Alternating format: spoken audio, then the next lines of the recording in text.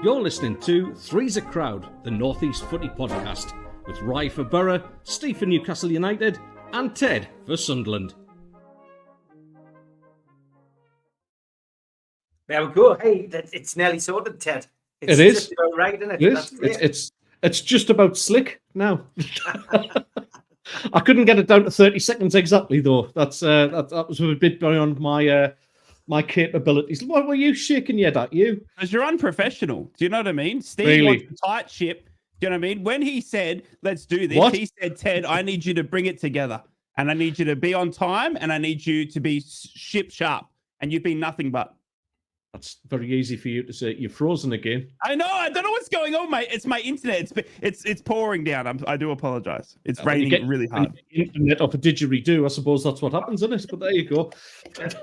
By the way, when Steve said do this, I didn't want to do this. Oh, that's right. You didn't want to do this. That's right. Yeah, True. exactly. Hates us. True. When are you going to get a nice background anyway, Ryan? Me and Steve have gone to like enormous expense to make this look professional. I've frozen again. Can you hear me when I freeze? I don't even know if you can. We can hear you. Yeah, I do apologize. Unfortunately, we're getting the worst end of this. We can What do still you mean? see you. This is green screen. Is it? Is it really? I'm actually in your basement, like you told me to be. It's quite a disturbing image, especially in the second floor apartment. Like, but there you go. Yes, welcome to Three's a Crowd. It's my turn this week. Obviously, I'm going to try and avoid any talk of any football that happened last week. I don't think the lads really want to talk about that. Steve's trying to forget Fulham. Rye almost certainly wants to try and forget what happened at the Stadium of Light. So let's start there. Let's start at the Stadium of Light, shall we? Bit of a. I think the game died out a little bit. It's fair to say, but that first half, pretty even, I would say. There was moments where I think Middlesbrough kind of got behind the back line, certainly down their right-hand side. They worried us a couple of times. Good save from Patterson, obviously pulled us out, which obviously that's his job. That's what he's there to do.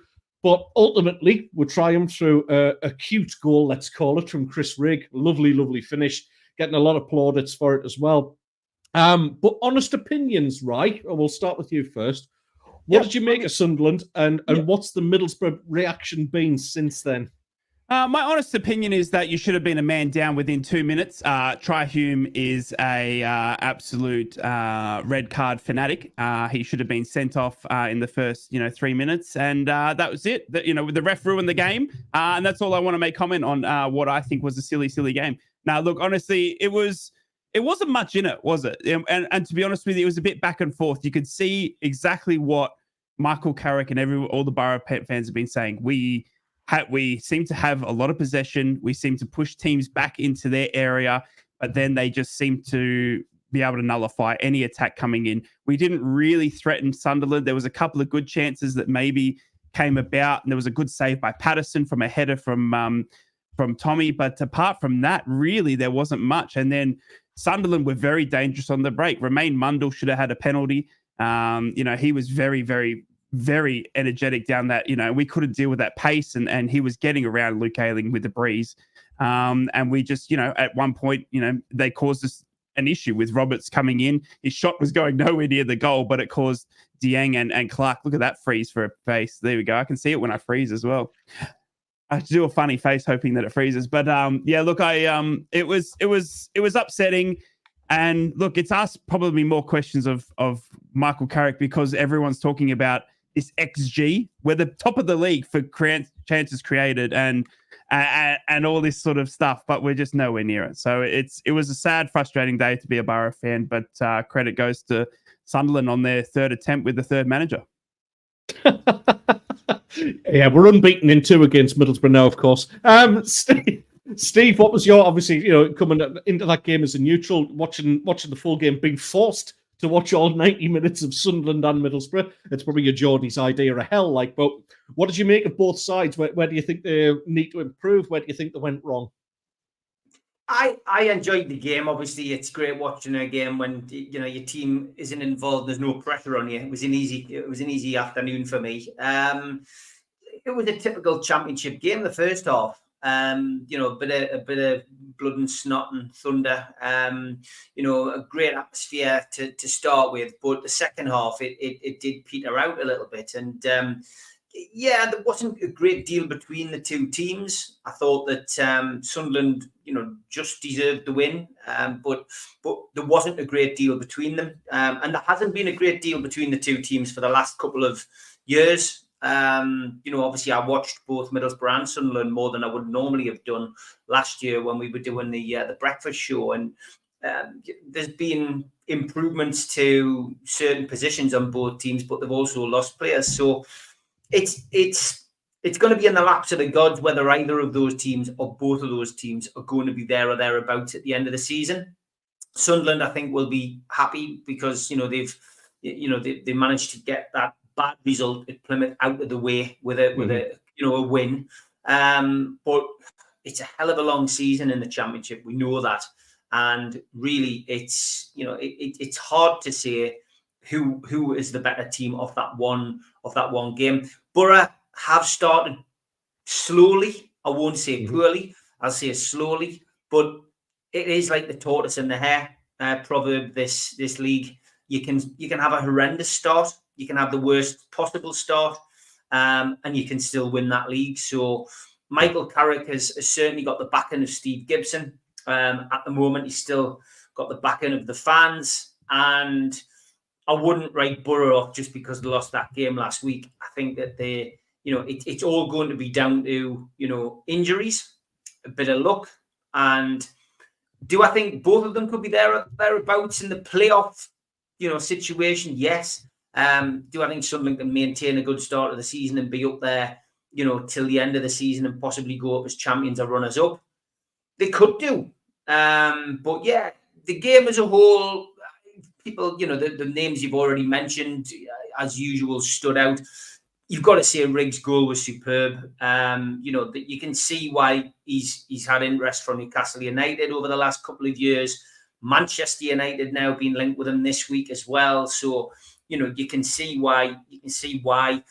He's only a young kid, and I've seen a few Newcastle fans online having a pop saying, it's useless, it's only the Championship, blah blah blah. But look, the kid is obviously talented, and he I can see him going a long way. Sunderland have got to try and keep a hold of him. They've got to try and keep a hold of him. He could be the catalyst for a really good season for for you this season. But overall, I enjoyed it. It was good to watch, and it was always going to be a tight game. We felt that even with our predictions. I think we all said that, apart from Rye's usual 8-0 cry before the game. But I think we were being a bit more realistic. And yes, look, I think Sunderland fans will have been very happy with that.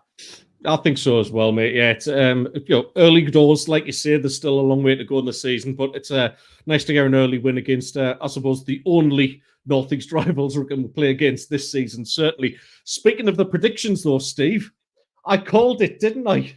You did. I called a Fulham win. I'm absolutely shocked. I'd wished I'd had money on this one. I also predicted you would bounce back this weekend. Yeah. Now, it's a bit of a tough one. Obviously, I don't know what's going on in terms of like these mid-table sides where, Bournemouth, historically, Newcastle will go away to Bournemouth and struggle to beat them. Fulham, all right, historically, they've done all right, but it seems to be these like sort of mid-table teams, Steve, where, you have worldies against the likes of Spurs, Arsenal, and all that. Like, you have really good games. Then those mid-table section, it just seems to be the ones where they're the banana skins, and I don't know whether it's a mental block or what, but how do you see that at the minute? Because it's about to be frustrating after a bunch of good results. Yeah, I mean, look, we haven't played well this season. Newcastle haven't played well, and there's all kinds of theories and all kinds of opinions flying around the internet, from fans to journalists to Eddie Howe's press conferences, and trying to pick the bones out of what he makes of it all. Let's take last week's game first. It was a game where ultimately we just didn't turn up. The first few minutes of the game, I think it told us where we were going to go, and it just didn't. It's not flowing.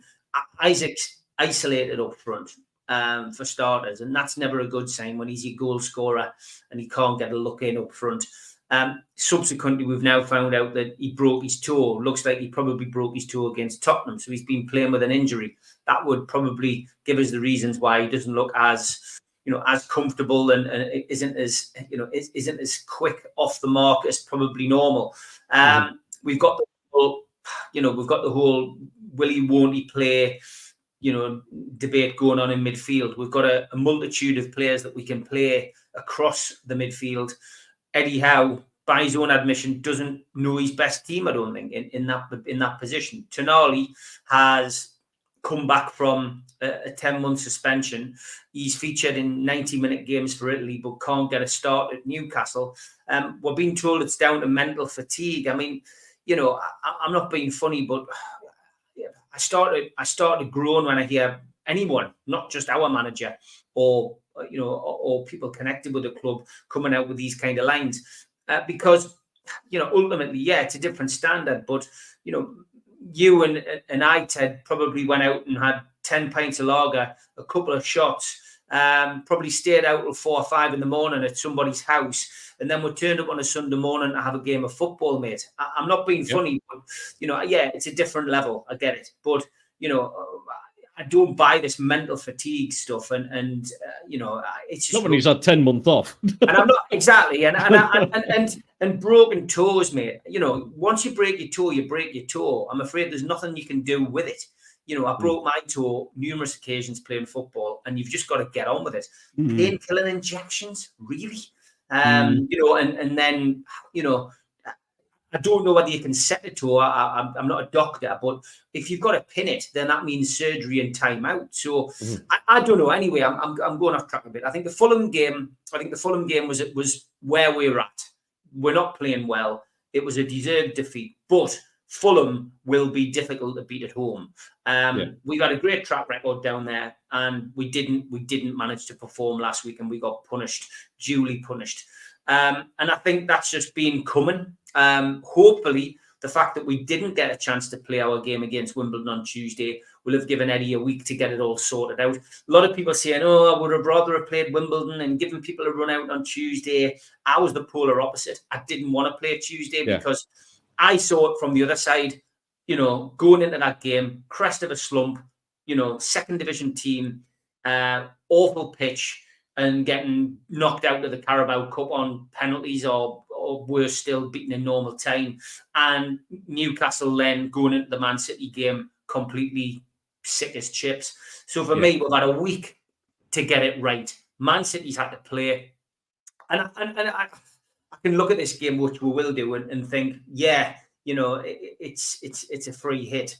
But they've got injury issues. We've got 1 or 2 out, but they're missing Rodri, they're missing Oscar Bob, they're missing Kevin De Bruyne, who turned the game. You got to remember Newcastle earlier this season were winning 2-1 when De Bruyne came on and changed it, and they beat us 3-2. So I can see why you probably would be slightly more optimistic. But yeah, look, there are problems. I listened to Eddie Howe's press conference yesterday. He was asked about Fulham, and he more or less said, he didn't have the answers. He always swerves the question, but he more or less admitted that he didn't know his best team. And, when asked if he would consider playing Connolly, this is where the mental fatigue line was obviously picked up from. But he also was saying that, from his perspective, if someone gets in the team and they play well, they keep their place. So let's see whether that's true, because the one person who was missing last week was Sean Longstaff. And I think he's played well. A lot of people don't think he's played well, but he was missing last week. And it'll be interesting to see who comes back in. But yeah, big game today for us, and obviously kicking off in a couple of hours' time. Absolutely. Before we move on, lads, there's something I forgot to mention at the beginning of the show. It's back. What the fact? Oh, right. Hey, it's back, baby. Are we ready? Are we ready? Yeah, We're going to do this. We're going to do this. I've got an right. absolute stunker for you this week. This is a beauty. Okay, go. I only thought of it 6 o'clock this morning because I wasn't prepared. Anyway.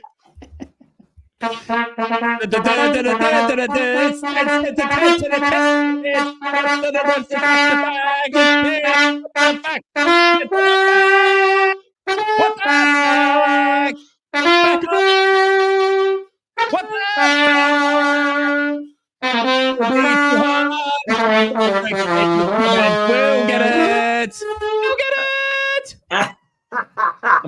feel like I'm getting into practice again now. Like it's getting better, isn't it?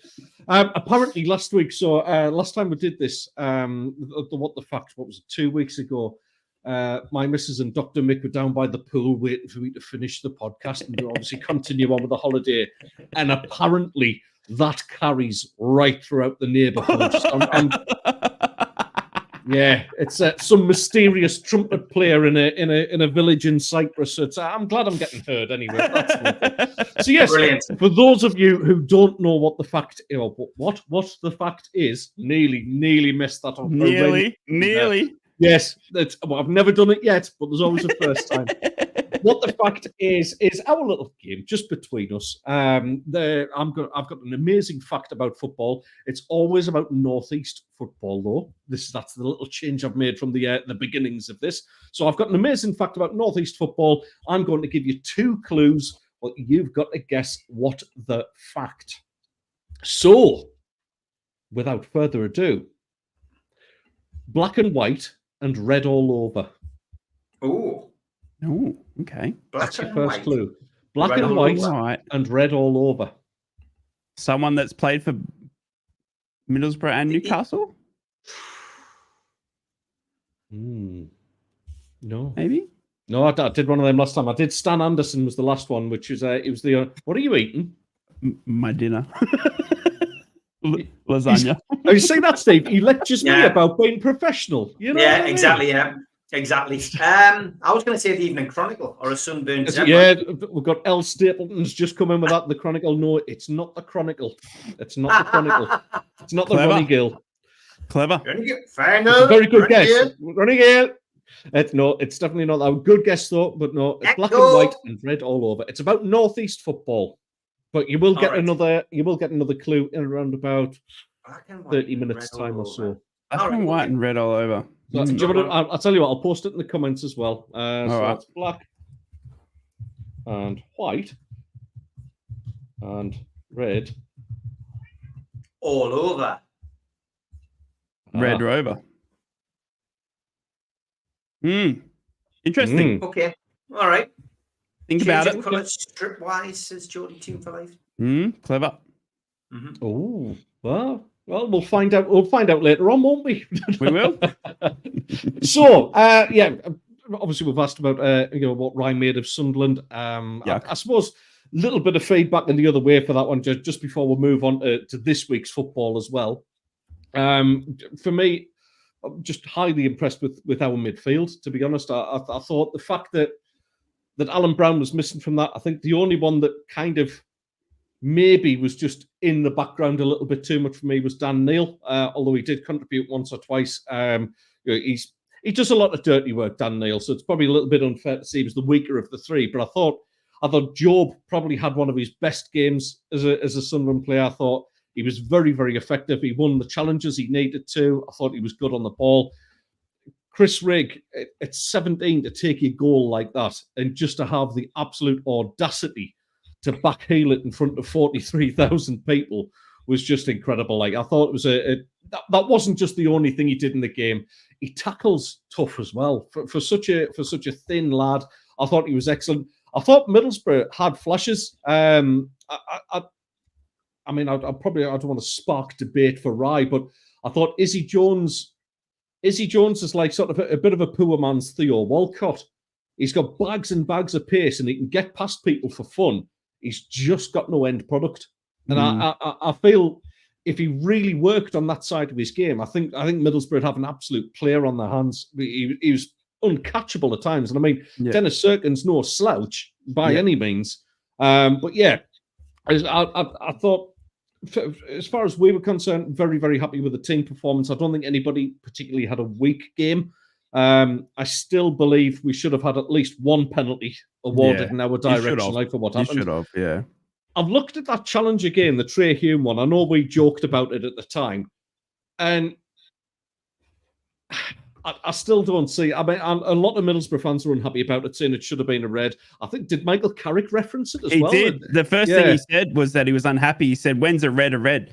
And that was the first thing he said in his press match. Was that he was disappointed that he felt like the referee, because of the occasion, being a local team sort of matchup as well, that he didn't want to ruin it because, he felt like, it shouldn't have been a red because it would have been 10 men down from that thing. But he said when it's a red, and it shouldn't matter. And the information he got back from the refereeing, whatever it is, was that, maybe they should have, looked at that further. But he said that in the moment, the referee or umpiring, came together and they didn't want to ruin what was going to be a good match. So, yeah, it was. I still see he got the ball. It was. Yeah, look, it's one of those things because, and I can sit here and say it was a red all day, but then I completely agree that there was at least 2 penalties not given as well. So I think as an overall game, the referees had probably a bit of a mare, which you don't want. Do you know what I mean? But again, at our level, there's no VAR, so it's just whatever they say goes. Do you know what I mean? So. Which is disappointing, but that's it. That's life in the championship. So with no VAR, we would have got those 2 penalties if we had VAR. So, would have been. Well, that's exactly right. You know what I mean? You would have gotten those. We would have had the red card. Do you know what I mean? Michael Beale probably wouldn't have been sacked. You know what I mean on VAR. No, I think that was always going to happen. Obviously, our weekend, once we've got the weekend of football over with, obviously from a Mackem perspective, you can't really ask for much more. Newcastle getting beaten and Middlesbrough getting beaten, us winning, that was pretty all right as far as we were concerned. But during the week, lads, Sunderland made a signing. Yes. An interesting one. Initially, when the player was linked, the local press were kind of saying, no, it's not happening. Then all of a sudden, it actually gets over the line. And former Brighton and Hull City striker Aaron Connolly has joined us. Somebody who's had a bit of a tough past, I think. I think he's one of these players that certainly looked a bit of a world beater when he first burst on the scene. But I think he's one of these who maybe has just enjoyed the lifestyle a little bit too much, lost his way a little bit. And a lot of people are kind of saying it's a risk from Sunderland to try and kind of not rehabilitate him, but give him a second chance at least at a decent standard of football.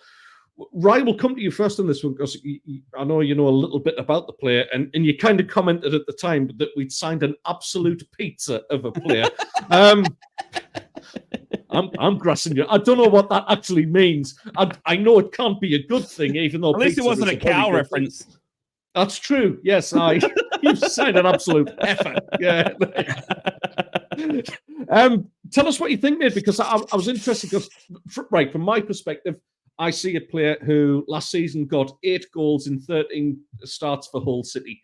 And that to me is a decent return for a championship player. And I'm sure that's the sort of player that Regis Labrise is actually wanting to see from him.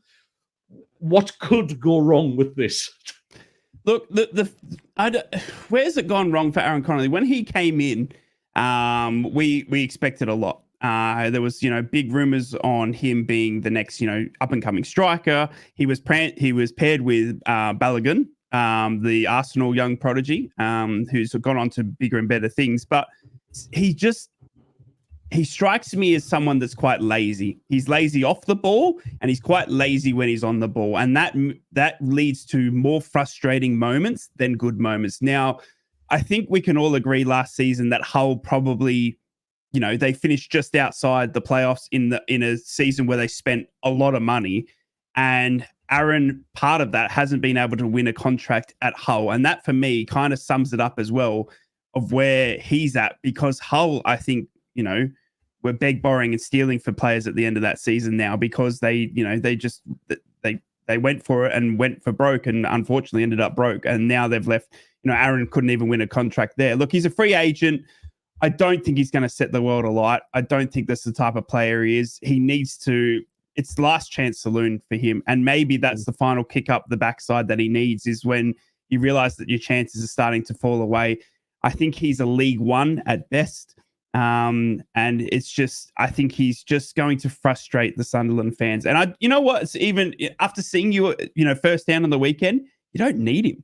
He's not the type of player that's going to come in Mayenda's doing great up there. I think you've got enough with the young Ukrainian striker and Rusin as well. When I saw him last season, he's just like a bulldog. Do you know what I mean? And I'd be backing in those two way before I'd be putting Aaron Connolly anywhere near the starting lineup. So look, Reggie, he might be able to get something out of him, but the fact that I think he's on his fifth chance now at championship level. 4 managers previously haven't been able to get, what they want out of him, and he's not been able to win a long-term contract at either of those clubs. It just strikes me that it's just, I don't know, feel the cards a little bit. I don't think he's going to do anything too massive at Sunderland, and I honestly think, I'm trying to be nice here, but he's lazy. He's very, very lazy off the ball and on the ball. Interesting, Steve. I don't know if you know much about Aaron Connolly as a player, but in general terms, sometimes it is a little bit risky taking in a player that's got a bit of a reputation, maybe for just enjoying the lifestyle more than the actual game itself. How do you feel about that? Are some of these players actually worth the risk? Is Aaron Connolly actually going to be worth the risk for Sunderland as well? You're talking to somebody who has actually played Premier League football here, after all. Well, look, I mean, he's worth the risk because he's a free agent. He's a striker. He's another body in. Republic of Ireland international. Still young in respect to footballers. He's 24 years old. Talked about Rig earlier. Maybe the experience that Connolly's had can rub off a little bit on Rig in training. So there's all different types. There's all different types of influence that I guess that he can have. Of course, he had Premier League experience. With Brighton as well. I think he was there at youth level a few years ago. It is a gamble. He spent last season with Hull City, scored 8 goals in 28 games. It's not prolific, but those 8 goals in a Sunderland shirt could be useful and could get you to where you want to get to. So, as a squad player for 1 year on a free transfer, wages, obviously got to be sorted out, but it's a risk worth taking, and he brings a bit of experience, and it just bolsters the squad. So, you've got to go with it, haven't you? You've got to go with it. Yeah. Take what Rye's saying, laziness, etc. But it just because he was poor at Middlesbrough, or wherever, it doesn't mean poor at another club. So it doesn't mean he's going to be poor at Sunderland. So yeah. He starts with a clean slate. He's got he's got Lebris there, who is, certainly being welcomed with open arms by Sunderland fans. You've described him as the next Arsene Wenger. He's got a chance to prove himself. And if Sunderland continue in the same vein as they have from the start of the season, then maybe this is a great move for Connolly and a great move for Sunderland. Absolutely. I mean, looking at, even before Regis Lebris, we've taken in players like Jack Clark, we've taken in Patrick Roberts, who had all of the ability in the world and bundles of ability, and being able to kind of, all right, the careers might have stuttered a little bit. Patrick Roberts just had so many loan spells away from Man City. He just didn't have anywhere that he could really call home, I suppose. Then, of course, Jack Clark again, he looked like a world beater. He went to Spurs. It didn't happen for him. And again, it was another one where Sunderland took him initially, on loan, and then got him for free, essentially.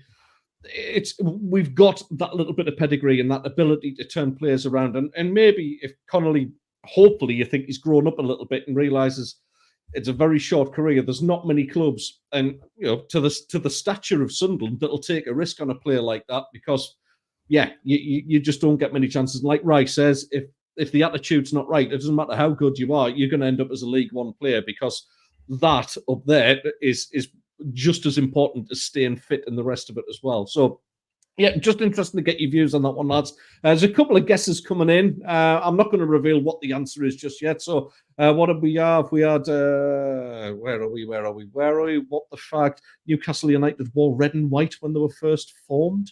Clever. Geordie Tune for life, change of colours strip-wise. Okay, I see. All right. Oh, we'll see, won't we? Let's go on to this week. Obviously, the early kickoff, Steve. I'm going to give the Geordies right of way here, because obviously it's the one I've predicted you're going to bounce back from. Obviously, it's a nice easy game after Fulham. Even with the injuries that they've got, Newcastle's got their work cut out here, mate, aren't they? Yeah, lunchtime kick-off, 12:30 at St James's Park. It is our toughest test of the season. Man City, of course, at St James's Park now, and then away later in the season. We are trying to win our first 3 top-flight home games for the first time since the days of Keegan, 95-96. Pep Guardiola's team come to St James's Park top of the table. And as I mentioned earlier, there are quite a few injury issues for Manchester City. Nathan Ake, Oscar Bob, Kevin De Bruyne all out. Rodri out for the rest of the season. Massive, that one. Massive. Horrendous injury last season. Yeah, I mean he is the man that makes Manchester City tick. But They are top of the table. They are unbeaten, although the 100% record is now gone after the 2-2 draw with Arsenal last Sunday. What a game that was, by the way.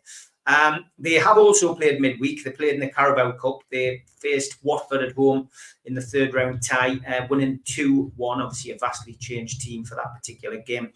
The big goal threat, Erling Haaland, brought up a century of league and cup goals for Manchester City in the Arsenal game last week. That is his 10th Premier League strike so far this season, which incidentally is 3 more than the entire Newcastle squad have managed this season so far. Only one of those 100 goals, though, has come against Newcastle United across a total of 4 appearances. 3 in the Premier League, 1 in an FA Cup tie. Haaland did miss the other 2 meetings between the 2 sides when he was a City player. 1 Premier League fixture and 1 in the League Cup. Rye has done us a favour. He's got onto the Premier League and got Jared Gillette to referee this one. The Australian-born official last took charge of a Newcastle game in February, which was the Blackburn Rovers FA Cup 5th round tie, with Newcastle winning in a penalty shootout. His most recent appointment to a league game at St James's Park was the 6-goal thriller against Manchester City back in August 2022. So maybe that's a good omen. VAR will be switched on. Will it be working in our favour? That is Stuart Atwell today. As for Newcastle's injuries, well, yeah, we never believe a word Eddie Howe says at the press conferences. We've learned not to take everything he says at face value. But lots of talk about Alexander Isak. He is very doubtful after missing training this week. Not sure if he trained yesterday. He has got a broken toe, Eddie Howe confirmed. Callum Wilson still out, unfortunately. Jamal Lascelles, Sven Botman and Lewis Miley all unavailable. We also found out yesterday that Matt Targett is unavailable, and he has eczema, a very bad breakout of eczema. So no sign of Matt Targett. Not that has been anyway. It seems to be the last on the list for playing for Newcastle at the back 4. Why? Who knows? But not even considered by Eddie Howe when he's fully fit.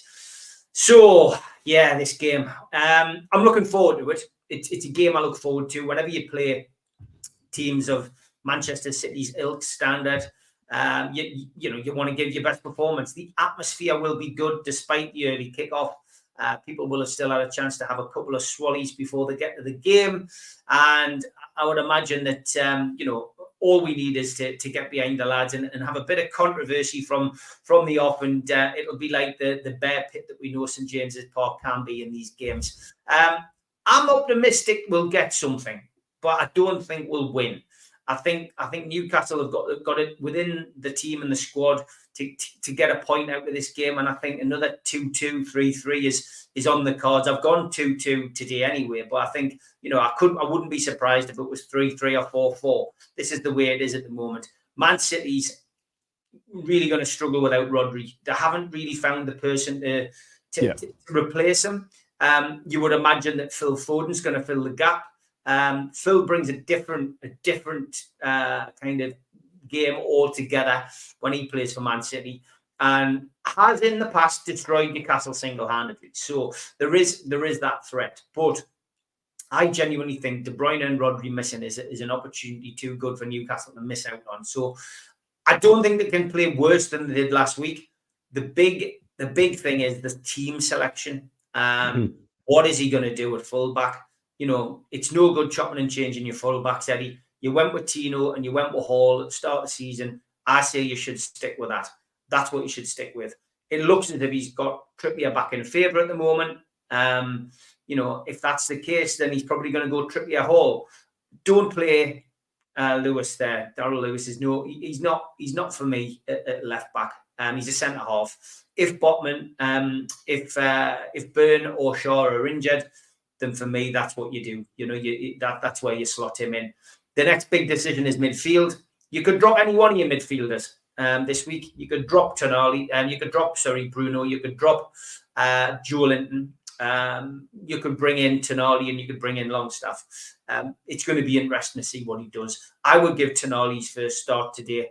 I would go, to be honest, I would go Joe Linton despite him misfiring. I would go Bruno again despite him misfiring. And I would go with Connolly, not Longstaff today. I would go with your three big guns, see if they can play together. I would go with your Gordon and your Barnes combo on the left and right and alternate them. So give Barnes the first half on the left and play Gordon on the right and switch them at half time. And up front, you know what? I would go for Rasula and give him his opportunity today. Give him an opportunity to shine in a big game. Don't go with Anthony Gordon up front. Go with Rasula up front. He's a centre forward. He wants to score goals, for God's sake. Get him on the pitch. And if you can't go with him, and if Joe Willock's fit, get Joe Willock in up there. Joe Willock in his first spell at Newcastle on loan, 7 goals, 7 games. He knows where the back of the net is. Play to the kid's strengths, and he's dangerous and he's got pace. Get him out in the midfield, get him up front, give him an opportunity. But that's what I would do. But yeah, I'm gonna go 2-2, lads. I think there's a draw here for Newcastle. I think there's a point. That will be a bloody good result after last week. See, for me, I totally agree about the Anthony Gordon thing. I think playing him up front is a bad idea. Looking at the game last week, the Man City Arsenal wasn't that a good game? A fantastic game of football, but I do feel like Arsenal got to Kyle Walker a little bit. In fact, it just seemed to not struggle. Like Kyle Walker's a fabulous player, really is. At the age he is as well, still a fantastic player. But I just feel like they managed to target him a little bit and maybe just give him a little bit of a runaround. You could argue that one of the goals was at least kind of his fault, really, as well. He was not completely infallible at the end of the day. And I think Anthony Gordon playing in his natural left position can get at him, Steve. I really do. You're absolutely correct again to highlight Rodri. The miss of Rodri, when you look at the stats of what Newcastle managed to win when they haven't, Manchester City, what they win when they haven't got Rodri in the side is really, really quite alarming. They haven't got the same impetus that I have. He's a big loss to them, and I think this game can be won in midfield. It's for once, it's their only weakness, I think. So yeah, a battling performance. I disagree with the Tonali thing. I think Longstaff in today had a bit of grit. I don't think that the Manchester City midfield will enjoy getting bullied around, and there's an opportunity to actually do that today.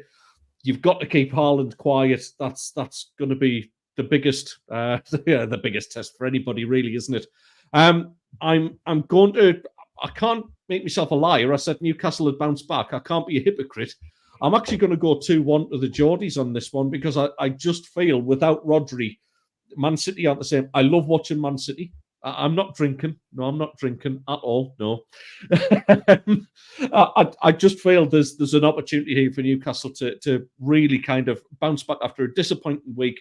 And Man City are technically at their weakest right now without Rodri, who's a fabulous player. So it's Tom Dixon. I want Haaland to score because I've got him in my fantasy team. Go on then, Tom. Tom, I'll say 2-1 to the Geordies and Haaland to get Man City's goal. There you go, mate. I've got to appease everybody at the end of the day. I'm really looking forward to sitting down and watching this one. It's going to be a cracking game. I think it's a game of two offenses really going at each other. Rodri is a massive missing hole that no one can fit. I mean, I put Rodri up there for Ballon d'Or one day. I mean, I think he's that good. I mean, he carried Spain through the Euros, and I think he carries Man City on his back, more times than one, as does Haaland. I'm going for 3-3 today. I just think there's so many goals in this that it's just going to be a goal fest. Watch it be a 0-0 draw. And I think, I honestly think that it's just going to be, end-to-end stuff. I think You'll see obviously the best of Haaland and stuff like that. Where does the goals come from? Newcastle? I mean, take your pick. Still, Anthony Gordon, Harvey Barnes, and stuff like this. So, look, it's one that any team on their day steps up for. When you see Man City now on that team sheet with everything that they've got going on with the charges, with the players, you know, the aminosity around that club, it just naturally, I think, builds you up as a player to come up and step up for these types of fixtures. And I think Newcastle will do that, especially after last week's result against Fulham. Newcastle last season, we saw even through the horror run, didn't let too many bad results pile up. You know what I mean? They were always quick to fix it, I thought. And, you know, as I said, learning through Steve and watching more Newcastle than I ever have, I think they can, you know, take it right up to Man City today, especially because, you know, look, Man City aren't going to be pushovers, but without Rodri, there's a big chance here for Newcastle. I'm going for a 3-3 in an absolute thrill, and I can't wait to sit down and watch it. Oh, you're on mute, Ted. Oh, he's on mute. I'm freezing. He's on mute. Hey, I caught it. I was replying to Dr. Mick, who's accused me of drinking wine while making the show. Get off water. I promise you, it's water. That's it. I apologize that I keep freezing as Bit well. early I'm not too for sure that. what's going on. You've just been replaced by a robot, mate. It's what we thought all along. And for the love of God, it's Ballon d'Or. What did I say? Not the Balloon d'Or. It's balloons, doors, balloon doors. Aye, whatever. Oui. I took French in year 7. It's time for your final clue, lads. Hey. Can you believe we're already 42 minutes through this nonsense already? So yes, I'm going to get that's a maniac look. Please take a screenshot of that, Steve. I've got too many screenshots of him. I remember when I used to put them in the WhatsApp group. Freeze now. What are you eating? It's lasagna. I'm hungry. It's time here. Lasagna. Oh, looks nice, man. Or lasagna. Lasagna. Thank you for murdering all languages, insulting the French and the Italians all in one go. Brilliant work, mate. Right. We've got your second clue. Are you ready for this? Do you want me to play it again? All right, now then. Okay. Oh,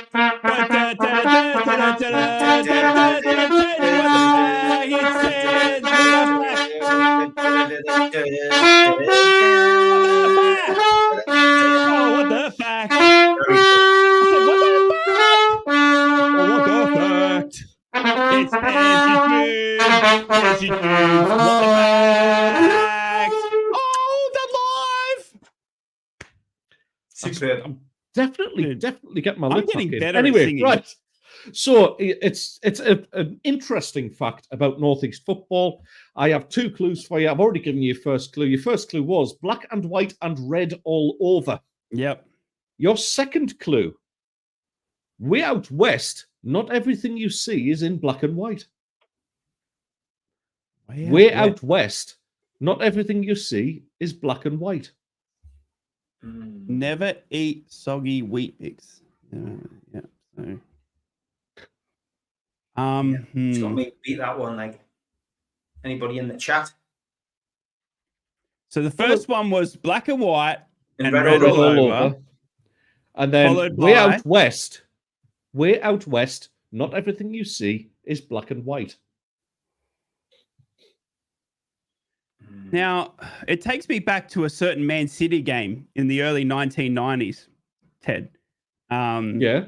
Where there was a goal scorer that I'm not Googling, right? If you say Dennis Law. It used to be Mario Balotelli used to give the answer. Mario Balotelli to everything, absolutely everything. Aye. But if you're wondering why I'm mentioning Dennis Law, is Rye once cheated at this game and started googling the answers and just pulled out an absolute worldie in his opinion. Oh, it was so good. The answer was Dennis Law. Is it something to do with Colin West? Says Geordie. It's not Geordie Tunflight. No, Oh. it's not. Unfortunately, we'll give Is you it 5 more, but it's something Go to on. do with Hanwell Town. no. No. It's very, very specific about Northeast football, specifically about the big three. So Newcastle, Sunderland, Middlesbrough. Mark Viduka. No, he never played for us. No. So black and white and red all over. Then your second clue is way out west. Not everything you see is black and white. And it's not Colin West, but good guess. Good guess, Geordie Toon for life. Is it someone that's played for all three clubs? No. Oh. No. I wouldn't do the same as what I did last time around. That was Stan Anderson I did last time. Okay. Yeah. Can we squeeze a little bit of troll of the weekend, Ted? Yeah. Yes, please. Yes, please. I meant to invite you to do that after you did your preview, mate. But yes, please. Let's bring on the cat.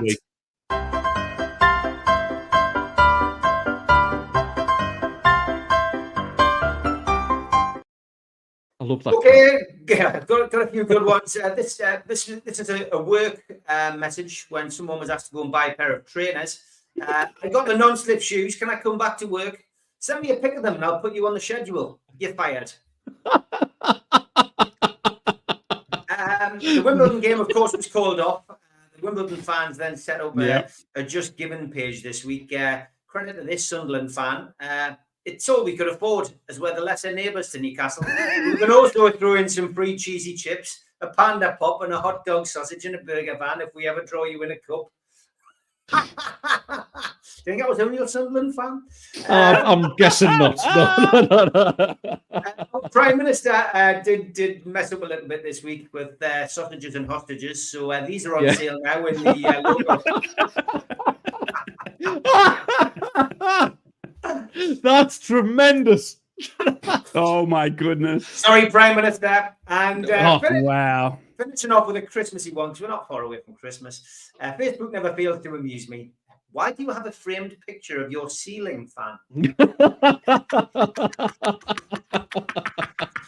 If you've got any wonderful trolling tweets or whatever, send them to me. We will feature them on Three's a Crowd on a Saturday morning. Oh, and we'll play the cat one more time.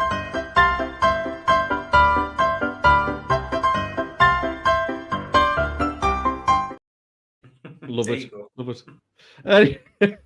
Oh, sorry, that beans and hostages has just tickled me. Like, I absolutely love that. The ceiling fan got me today. I love that. I've really actually now got a fancy for beans and sausages. I just don't know whether I can get it over here. That's like one of the greatest things from childhood. That surely. That's like, is that a thing in Australia as well? Right?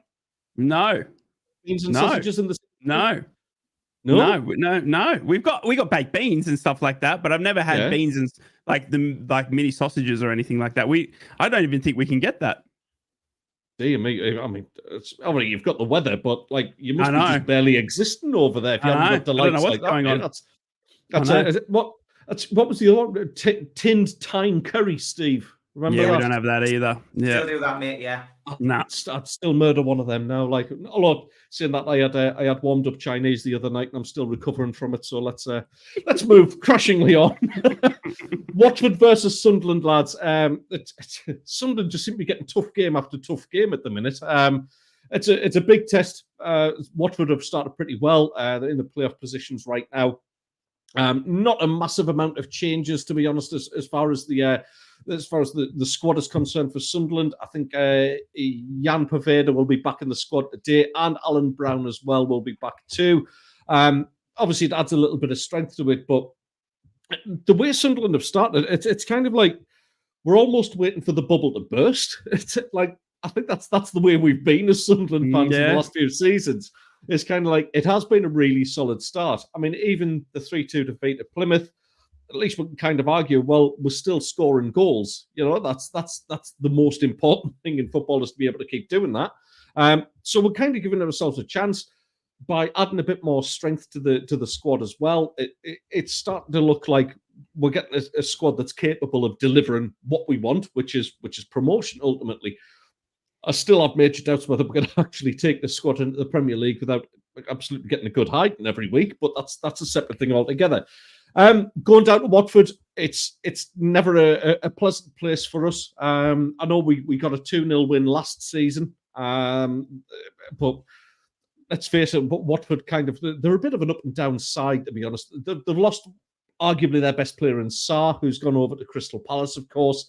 So for all they've started strongly, there's nobody really in that squad who you look at and go, well, I've got a major fear about them. You know, there's no superstar. There's no like Morgan Whittaker. There's no, oh, come on. My mind's gone blank. Riley McGree and people like that. It's a strange game. It's a one that we've got to be careful about. I honestly feel like Sunderland can probably just about scrape a win against them. Rai, have you played them this season yet? No, we haven't. No, you haven't got them yet. It's just one of those, Rai, where I don't think anybody likes going to Vicarage Road. It just seems to be one of those trips that you can't be bothered with. It's not like a top side that you kind of look forward to go and see to either. All they've ever really done is have Graham Taylor and Elton John involved in their club and maybe Luther Blissett. And it's just, it's an annoying fixture, to be honest. Yeah, it really is. I get that. And it's crazy. I mean, seeing Tom Cleverley as well. Tom Cleverley coming in, Watford like to change their, change their manager almost as much as you do at Sunderland. But it's Tom Cleverley's now there, retiring from playing to then take up the reins. And he started off hot this season. And everyone's like, hang on a second, where'd they come from? 3 on the trot. And then they've gone loss, draw, loss. So, it's a real interesting one for me because, Sunderland, you exactly right, Ted. I think I'm like you. I'm still waiting for that moment where they just capitulate, because it seems to happen. It happened last season where you started and we were doing mind the gap for months and months on end. And then, you saw the sacking of Tony, Mogger, and maybe that, maybe Reggie gets sacked or, next week or something like that. And then that's, well done. So, yeah, it's going to be an interesting one because Watford are up there and they've got a decent squad. But Sunderland, after seeing again firsthand last week, Sunderland have got an even better squad. And I predict, again, the footballing brain of Reggie, to go up against, anyone against Cleverley to get one over him. It's not a nice place to go. When we went there last season, we were 3-4 games in, and that's where our injuries absolutely skyrocketed. We lost Riley McGree on that pitch. We lost Seni Dieng on that pitch. We lost our left back on that pitch. So we lost 4 or 5 players in one game that just totally destroyed our season as well. So it's not a nice pitch to play on as well. I remember talking to Riley about it, him telling me that it was rock hard as well, and that's what sort of started that syndiosis or whatever it is. So look, I think it's going to be an interesting game. It'll be interesting to see how Tom Cleverley sets up Watford. I think he'll go ultra defensive against Sunderland because that's what you got to do now when they're second and only lost 1. It's I think he'll put the bus in front of the goals and that'll be it. It's an interesting one, Steve, because I know you have an intense disliking for anything Manchester United related. Tom Cleverley, an ex-Man United player. Obviously, you must be fancying Sunderland to go and turn them over and make your weekend happy. Yeah, I mean, I'm not a Watford fan. It's not a great ground to go to. They've hung on to this whole Elton John thing for years as well. But I'm not really a huge supporter of the Watford in this particular circumstance. I've got to be perfectly honest. I think this is a chance for Sunderland to cement that place at the pinnacle, at the top of the championship. I don't see anything other than a Sunderland win in this game. I can see Sunderland cementing their place at the top with a comfortable win. I'm going to go for a 3-1 today, mate. Wow, blimey. Okay, right. Did you give us yours? What did you say? No, I'm going to go a Sunderland win. I just don't think Watford will be able to stop them. And honestly, seeing Romain Mundell down that wing as well, I'm going to go 3-0. Wow. Okay. Now I'm Geordie turn for life. Watford are like a candle in the wind about to be blown out. Oh, nice little Elton John guy. They've already started falling, and they're not coming back up. No, I'm not really much of a rocket man, are they? Let's. As far as that was appalling. That I do apologise. For me, I see now I'm worried because you've both said for a Sunderland win. And the last time we did this was Plymouth, and we got beat. So I'm going to go with an entertaining draw. We haven't had a draw this season. We're going to pick one up eventually. I'm going to go for a Desmond. I'm going to go for 2-2, I think. Yeah, absolutely. Rai, obviously, Stoke City. Yes, tough game. Coming off a Carabao Cup loss to them where we lost 5-0. And we needed to really correct what, I mean, look, Michael Carrick spoke about it midweek, and I completely agree with him. It's two different complete teams. We put out a team of youngsters that day. So did Stoke City. They managed to get absolutely well and truly over us in a 5-0 thrubbing, knock us out of the cup. So I'm hoping that Middlesbrough take that now. We really need to click. We really need to start firing, whether that's today. Stoke are a very defensive team, but they've just changed their manager once again. Another team that loves to change their manager and go and poach managers from other people. Sunderland fans in the chat will know Alex Neil. Do you know what I mean? And they'll know that, Plymouth, they went and got Stephen Schumacher, and that didn't work out. They've now gone to Norwich and taken their coach. I mean, they're working their way through the Championship, if not the Premier League of coaches. They're eventually going to have to find someone. So Michael Carrick breaks the football teams, yes. Michael Carrick said, it's hard to know what Stoke are going to come like because their manager's been in there for a week. So how can you prepare for that? But he sets his team up. He knows where he thinks he knows where we're going wrong. He understands that we're not firing. We've got to put goals behind Stoke today. We need a big performance, and I think we're going to give. I hope we're going to give Stoke a big throbbing today because we lost 5-0 to them. We need to turn that. We've got the most. Did you just say a big throbbing? Yeah, I wondered about that. A big throbbing win. It's a very exciting game. Sorry, mate. No, I took over that. What's your prediction, matey? I'm going to go. I'm going to go 3-1 to Boro. Weirdly. And Tom Dixon just put his in there. My prediction is Watford 2, Sunderland 2, Stoke 1, Boro 3. That's it, Tommy. I am also going to go for that as well. I watched Stoke versus Hull last week, and for all Stoke took the lead. Oh. There's just, I don't know. They are not the tough side. It's like they've lost their edge, but they're not good enough to play proper football as well. It's just a weird Stoke team at this moment in time. I think it's going to be a long time before they'll bother in the Premier League again. Thank God. I think it's a good one for Boro to get a win. Steve, how do you see it going? Another draw for me. I think 2-2. I think it'll be good. I think there'll be goals. Stoke's awful to watch and to play against. I always have been, always will be. But yeah, entertaining 2-2 draw. Very good. We're kind of coming towards the end, and I'm just looking down because I need the answer to me little quiz that I've set you for what the facts today. I'm not going to play the trumpet again. So. Yeah, I'm going to spare you from that. Our two clues that we had. Two people have got this right, by the way. Oh, and it's a really, really interesting one. And I was quite chuffed when I found this out as well, because it's a little known fact, and I expected Steve to actually get this. I really did, because it's a one that you'll probably kick yourself when I do read it out, Steve, as well. So the first clue I gave you was black and white and red all over. The second clue I gave you was way out west. Not everything you see is in black and white. Now, did you know, lads, that the top three Northeast teams, so Sunderland, Newcastle, Middlesbrough, all had red in their home kit at some stage? Yeah. And the proof, obviously, Middlesbrough goes without saying. Sunderland goes without saying. I'm just going to try and get that in the picture. Oh, come on. Yeah, look at it. Yeah. No, Steve, they weren't Newcastle United then, were they, Steve? Newcastle East End or West End? West End, which was the hint of way out west. Not everything you see is in black and white. Yes, as I didn't realise, and I've actually learned something about Newcastle United while actually putting this together. Is Newcastle United are an amalgamation of Newcastle East End and Newcastle West End, which that's how the United bit actually comes to effect. So I didn't know that, Steve. So we do sing about that in one of the songs that's come up in recent years. Yeah, there is a song about it. But yeah, wow, amazing. Yeah, I didn't get that, but well done, mate. You beat me. No. It's we're providing education to Northeast football fans as well. I mean, we're even better than we're definitely better than the British. You got to think for copying our kits, Steve. What's going on? You got the Mackems this season. You know what I mean? Like I said, nobody's going to copy this one, are they? No, definitely not. Although Chris, one of my Mackem mates, his tail he's flown. It looks very similar to that.